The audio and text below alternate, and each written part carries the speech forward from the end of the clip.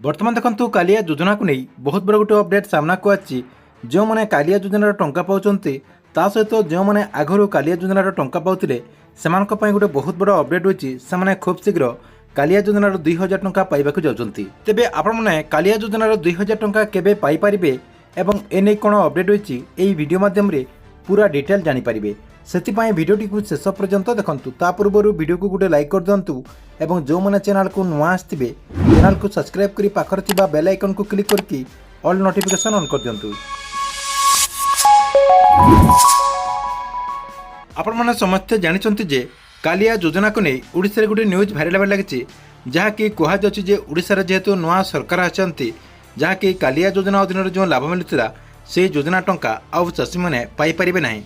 देखंतु आपण मानको म कहि दउछि सरकार तरफ जहाँ भी आपणकर आगरू योजना करा जायछि नुआ सरकार आसिले मध्य आपण सब योजना टंका पाई परिबे। आपण माने समस्ते जानिथिबे किछि दिन तले विजु स्वास्थ्य कल्याण योजना को नै मध्य गोटे न्यूज भाइराल होइला जहाँकि नुआ सरकार जेहेतु आसी जाइछन्ती आपणकर विजु स्वास्थ्य कल्याण योजनार जो लाभ मिलथिला से लाभ आपण पाई परिबे नै।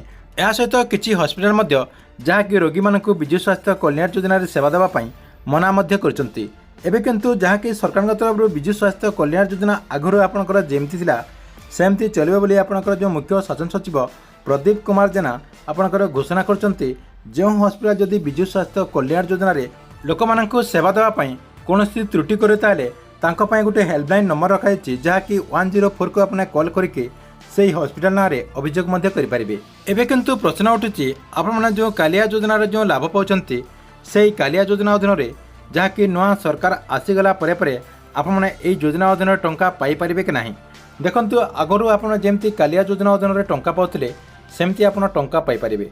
किंतु नुआ सरकार जेहेतु आछन्ती आपण मानको जो समय रे आपणकर कालिया योजना रे टंका मिलथिला जहाँकि आपणकर नुआ खाई किंबा आपणकर जो अक्षय तृतीया रहितिला होयतो आपण मानको सेही समय रे टंका मिल न पारे। या सहित देखंतु जानिबा को मिलछि जे आपण मानको जो कालिया योजना अधीन रे 2000 टंका मिलथिला आपणकर नुआ सरकार जेहेतु आछन्ती होयतो आपणकर एई टंकाटी वृद्धि कर दी पारंती आपण माने 3000 टंका मध्य पाई पारंती।